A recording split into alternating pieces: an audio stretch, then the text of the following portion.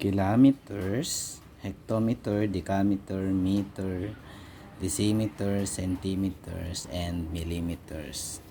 Para i-convert po natin yan, mula dito to kilometers to meters, merong isang zero. Hectometer to zero, decameter to meter, 1 0, meter to decimeter, 1 0, decimeter to centimeter, centimeter to millimeter. So for example, this one, 9 meters to centimeter. This is meter. Then centimeters. So from meters to centimeters, meron tayong dalawang zero. So just copy the given, 9, then 2 zeros. That is 900. Smallest, biggest to smallest, add zeros, then biggest to smallest to biggest, magbabawas. Another example, 45 cm. Out of cm to dm.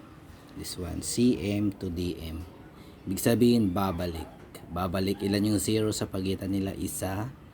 So, babalik ng isa. So, 45.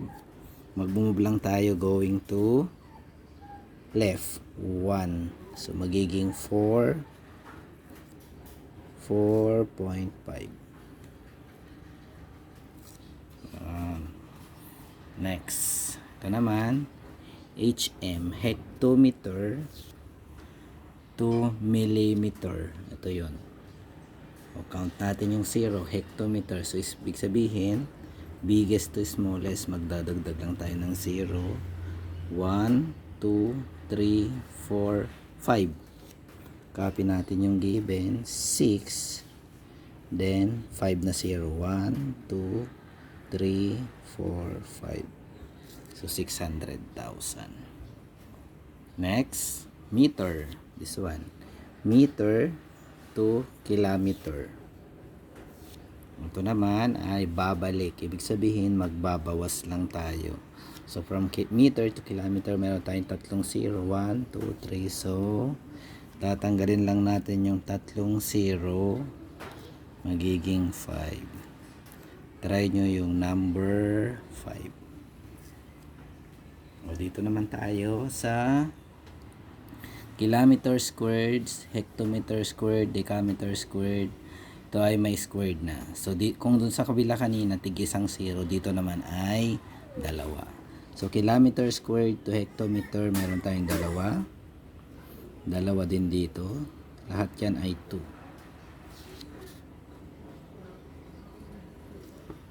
Para di kayo mahirapan. So, halimbawa, 6M. Ito, 6. M to mm. Dami nun. Oh. Mula dito sa M hanggang mm, 2, 4, 6 zeros. So, magiging 6 million. Yan, ganyan lang. Next, 45 cm. Ito, cm papunta sa dm. So, babalik naman ng dalawa. So, magiging 1, 2. 0.45 or 0.45. Then, 62 DCM, decameter. Ito, papunta sa cm. 2, 4, 6. So, meron tayong 6. 62 million. Ayan. So, try nyo nga to.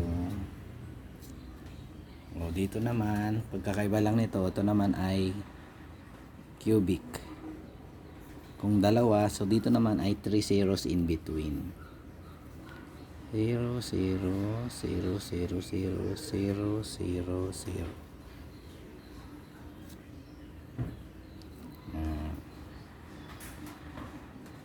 Halimbawa, 3 kilometer cube to meters cube. This one. Kilometers cube papunta sa meters cube. So from here to here, meron tayong 3, 6, 9 zeros. So, copy the given. Then 9 na zeros. 1, 2, 3. 1, 2, 3. 1, 2, 3. Ganun lang kadali. Next, 28 dm. Ito. Papunta sa cm cube. Tatlo. So, 28. Then, 3, 0. dm cube naman papunta sa m cube. Ito. So babalik. So 1, 2, 3. Tanggalin lang yung 7 is tatlong 0, magiging 76. Try din nyo yan. Tsaka yan. Thank you.